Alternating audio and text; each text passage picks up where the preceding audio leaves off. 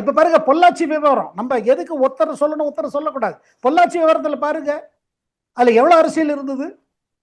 அதுல இருக்கிறவங்க எல்லாரும் அந்த அப்போ ஆளும் கட்சியான அதிமுக தலைவர்களுடன் மற்ற இவங்களோட கான்டாக்ட் இருந்துச்சா இல்லையா?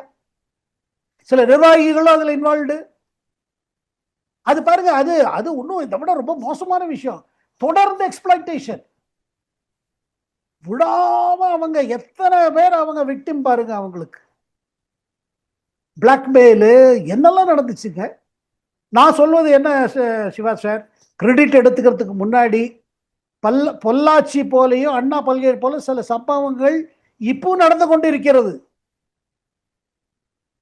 இதனால இந்த சம்பவங்களை வைத்துக்கொண்டு தமிழ்நாடு அரசு, தமிழ்நாடு முதல்வர், எல்லா கட்சிகளும், தமிழ்நாட்டில் உள்ள எல்லா கட்சிகளும் ஒரு முடிவுக்கு வரணும். இந்த மாதிரி ஒரு இதுக்கு மேல தீவிர நடவடிக்கை கட்சி பார்க்க கூடாது. இது நம்ம கட்சி அந்த கட்சியா பாருங்க, தேர்தல்ல வரும் போகும்.